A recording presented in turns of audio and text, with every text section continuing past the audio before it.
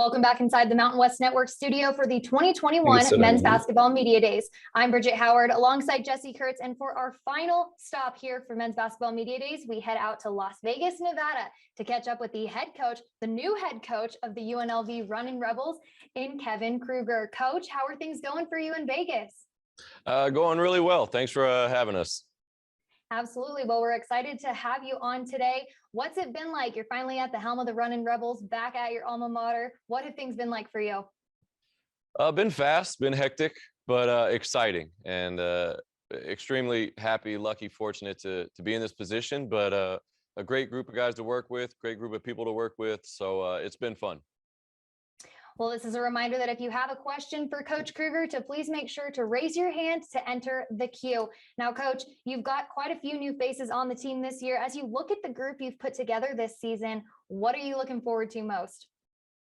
I just think it's going to be fun competing with them every day. It's been fun, and every game. We assembled the roster based on guys that we knew were going to go out and fight and compete and just have fun doing it. And I think every day of practice so far has been fun, been competitive, and it's going to be a fun group to go out every night with and compete with. Kevin, you follow in some ways your dad's footsteps. What advice has he given you to be a head coach, and more specifically to be a head coach at such a prestigious basketball program with the Running Rebels?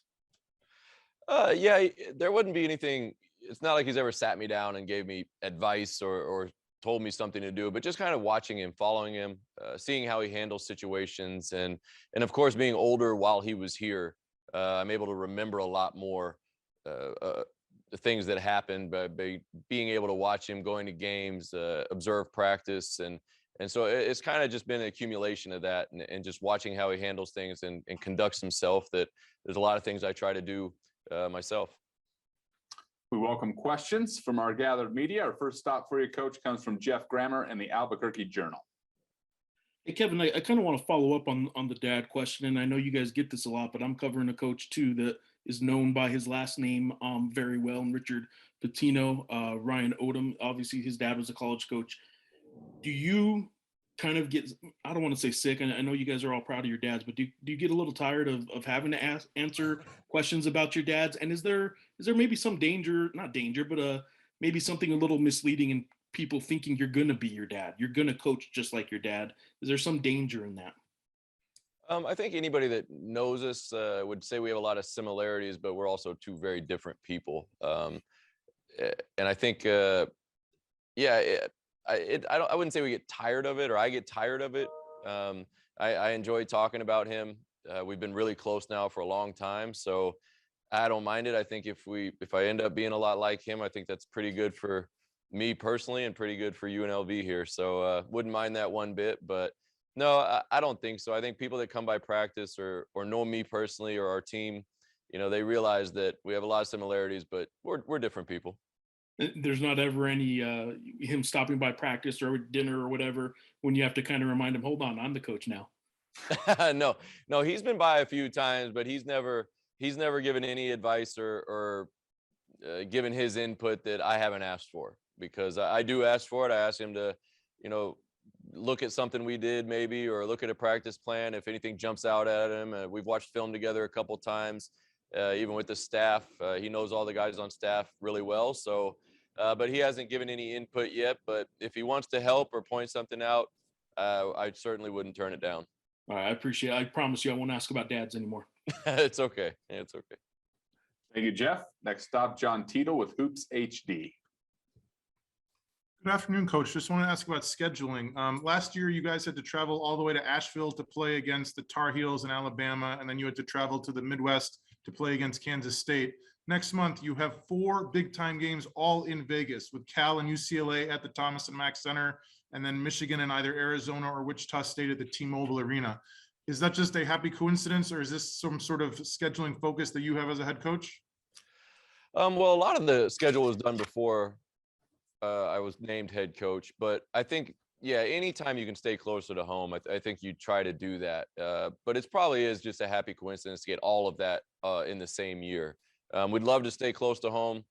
with MTEs and neutral site games as much as possible. We think our fan base and city is one of the best in the country. So the more games they can go to and support us, we'd love to have with venues like T-Mobile, Mandalay Bay, South Point. I mean, you could go all the way down the strip. We have the opportunity to do so.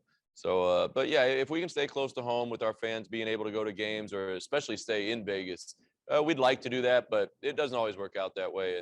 And yeah, last year's travel schedule was tough. It was a lot of unknown with COVID and traveling to North Carolina, K-State, doing those games. But I think it's something we'll definitely try to do going forward, stay closer to home.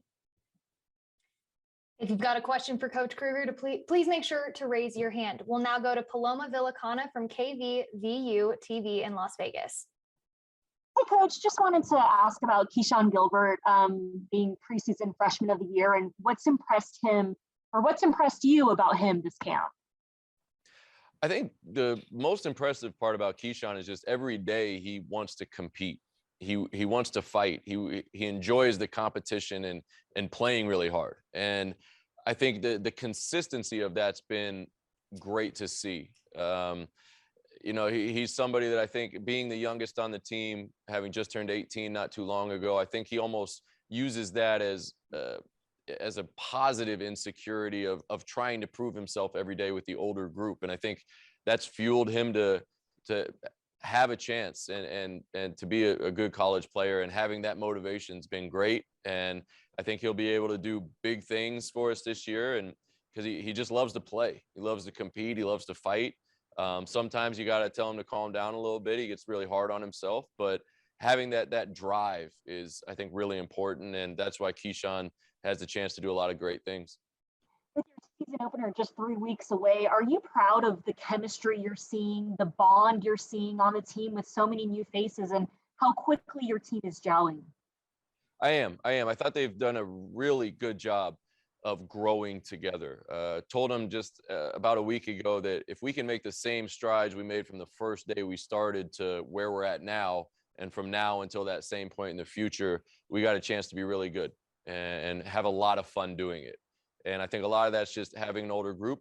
We're able to have those conversations and discussions, and they've approached it the right way every day. You know, we haven't had to question their effort or their intent throughout practice so far. And I think that's a huge step in being able to get better. So we're excited for continuing to get better, because I think they could have a lot of fun doing so.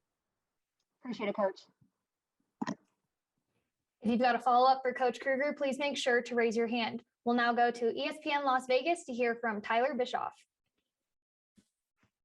Hey, Kevin, I was curious if you guys were going to try to borrow Marcus Arroyo's slot machine. It had not been brought to my attention. I'm not sure when we do it. So I'll talk to Marcus and see what we can come up with. And whose idea, or who did you get it from, to reinforce that your players need to do better switching defensively to play the same song over and over in practice? That'd probably be Deshaun Henry, and please ask Bryce and Royce about that when you have time with them. Yeah, we were messing with them a little bit, but we decided to play the same song. I think at one point we went 48 straight minutes of the same song over and over to reinforce it, but it got the point across, and they understood what we were trying to say that day. Thanks, Kevin. Sounds like driving in the car with my kids. Same song over and over and over. Next up, Coach Mike Grimala from the Las Vegas Sun. Hey, Marvin Coleman is one of he's the longest tenured player on the team. He's been here for a long time. You brought in a lot of new players this offseason, some at his position. He's coming back from an injury. What has his attitude been like? What have you seen from him as he's working to sort of find a place on this team? I think the best part about Marvin is that he's just kind of a basketball player. He's incredibly high IQ, so you can put him at different spots and different rotations. And, you know, having that ability to understand what you're talking about and know the play from the board, or, you know, remembering the terminology has been big. So Marvin's kind of one of those guys that can go out, play multiple positions. He's a good leader.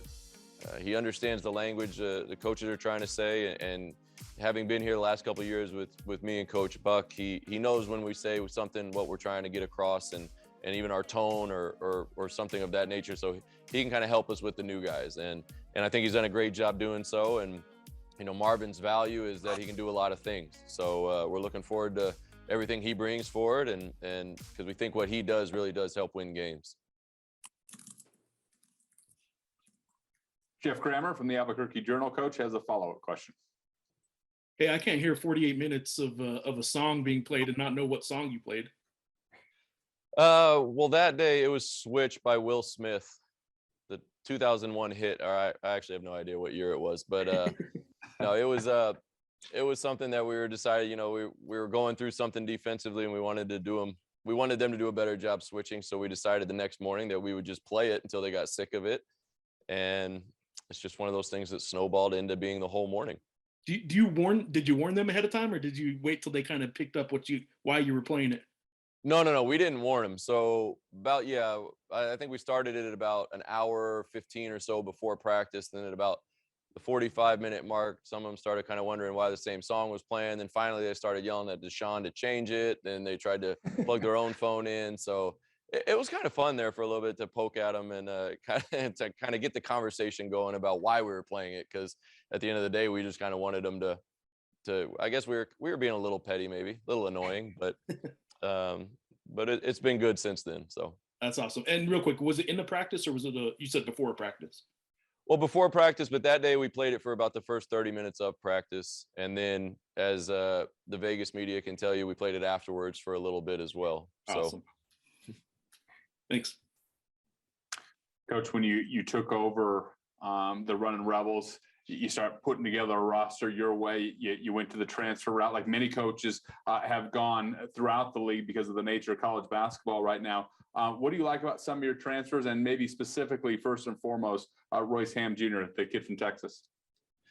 Well, yeah, Royce, spending time at Oklahoma, I think it gave us a firsthand look at Royce and Donovan from Texas, Jordan McCabe at West Virginia, and Victor Walker from Oklahoma. So while it's the transfer portal and we had a chance to see him or be with him every day or evaluate him like you would a high school kid, we got to see him up front, from the bench in games against them. So we were really excited. Royce was one of the first guys to jump on board, and say, let's go do this. And that just meant a lot to us as a staff because it showed that he trusted in us and he wanted to come and team up and do it together.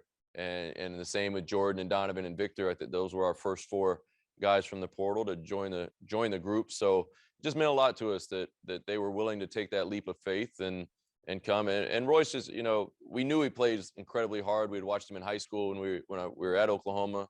So we knew the traits he had and the way he played was something we wanted to build this team going forward this year around.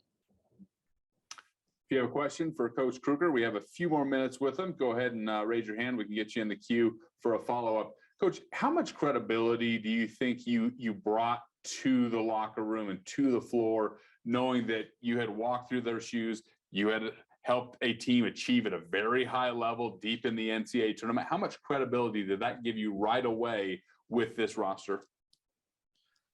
I think it just helped with those initial conversations. So when we were talking to Royce and Jordan and Donovan, Victor, on down the line, there was that common talking point. It wasn't, let's go to, this city and do this.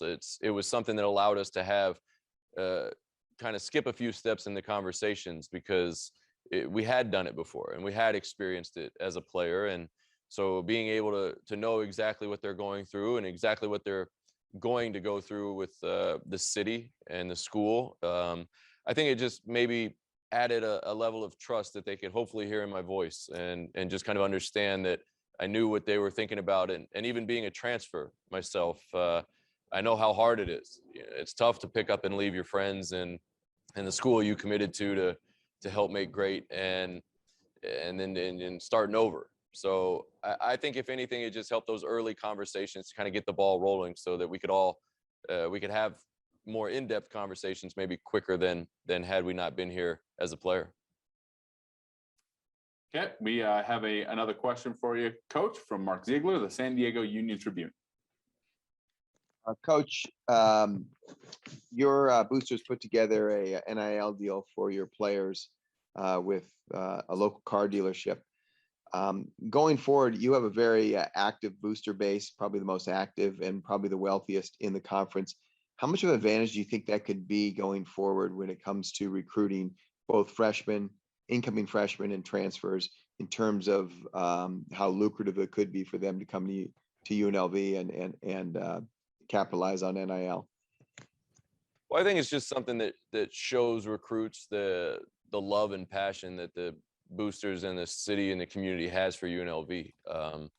It's something that, solidified what we talked about going back with our conversations with Royce, Donovan, Victor, Jordan, all the guys that came out of the portal. Was one of the things we talked about was how passionate this city and this community is for UNLV basketball. And so I think that's just kind of one of those things. It's one step that it obviously grabbed a lot of attention around the country, and it shows recruits and it shows the current team that we weren't telling a story. We're serious, that the fan base is serious about UNLV athletics. And so I think only time will tell, but hopefully it helps us a lot and it grabs a lot of attention. But at the end of the day, it's one of those things that I think lets the guys know they're loved and cared about here in the community.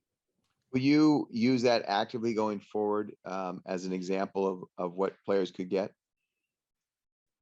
Yeah, I mean, there's certain NCAA rules, so we'd have to kind of talk with Nepo and our compliance about what we are allowed to say.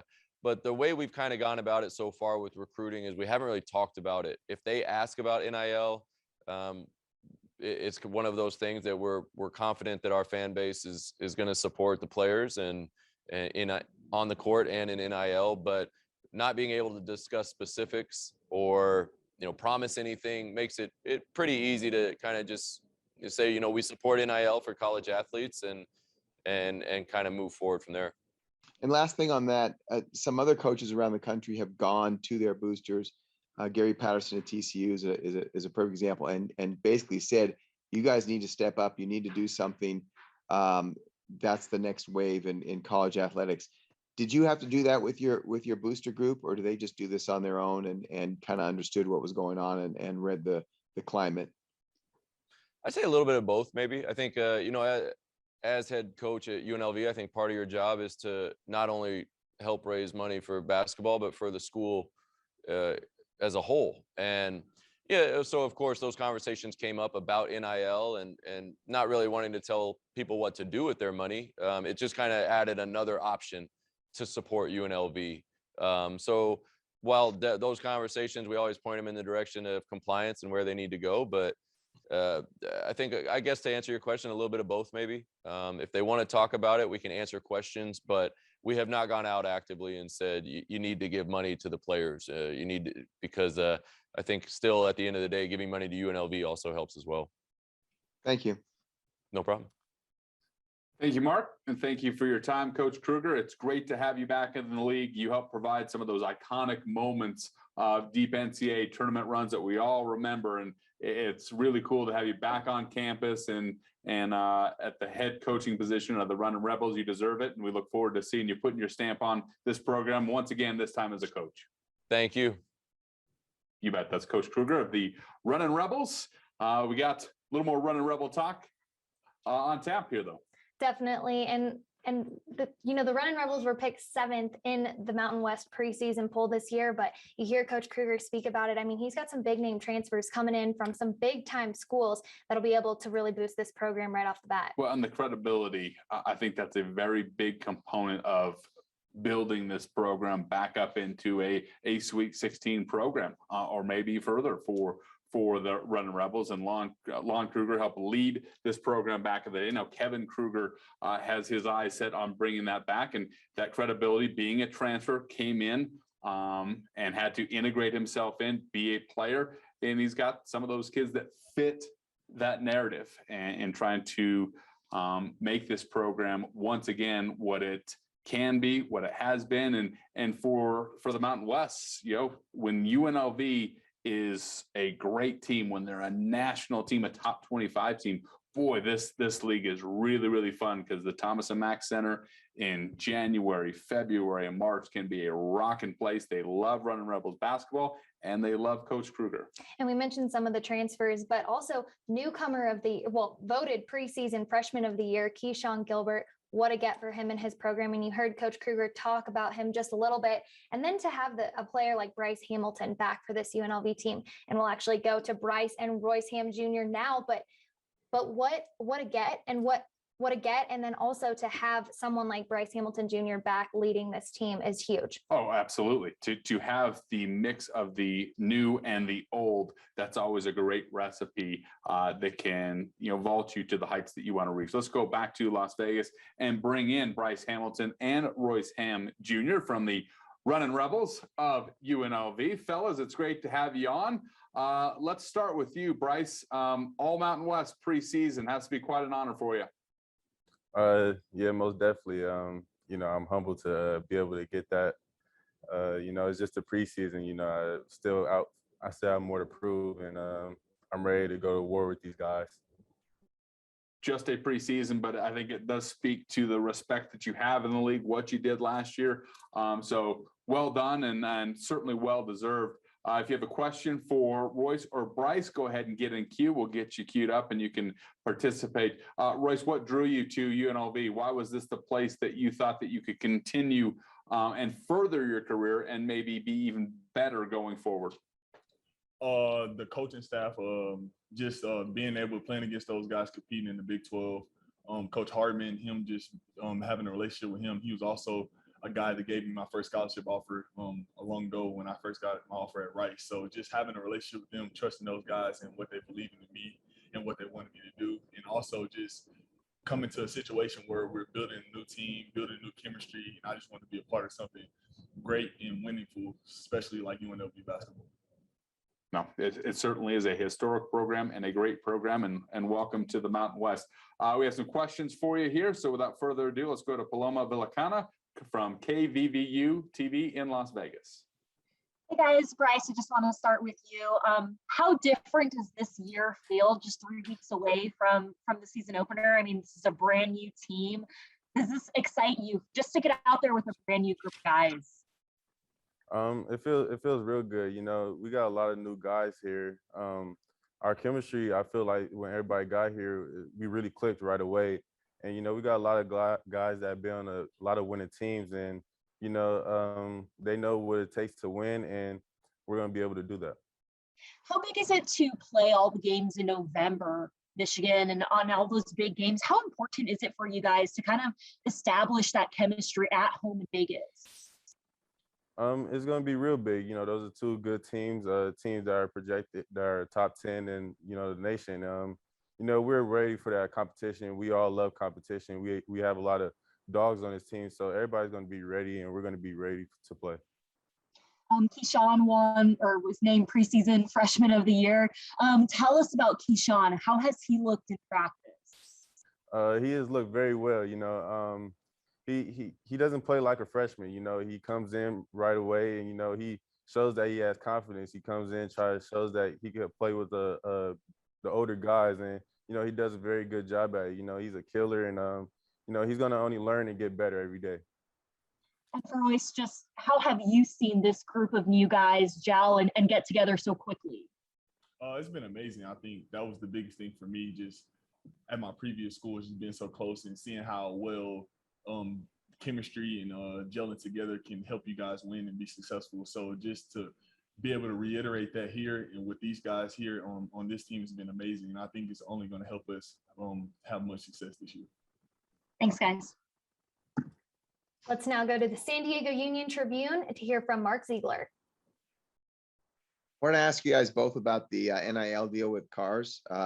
Did you each pick out a car? What kind of car did you pick out? And just talk about what that means to have that opportunity. I think it's an unbelievable opportunity and a great blessing to be able to have. For me personally, I already had my car when I got down here, so I think I'll just use it to take care of some of the coverages. But other than that, I mean, it's a blessing to be able to just have the NIL opportunity to be able to help college athletes out all across the world and help us all as well. Yeah, just to piggyback off of what Roy said, it's a huge deal. We pretty much kind of started it for the whole team. I already had a car here, so I didn't really need it. But, just to be able to have that option is very great. And what do you think it will mean for UNLV basketball going forward, particularly with recruits? I know you probably maybe have hosted a few unofficial visits. Do they ask you about it? Do they talk about it? Is it an attraction maybe in the future to UNLV? I think more so since it's kind of brand new right now, a lot of like speculation and talk haven't been brought up about it. But I think as the years go on and more and more hype get around the NIL deals and how much you can make and how you can do in those situations, I think more and more rave will be brought up about it. But right now, I think recruits that coming in or that came in around us, they haven't really asked too much about it, just more so about the team, the culture, and trying to reiterate and get to know us guys better.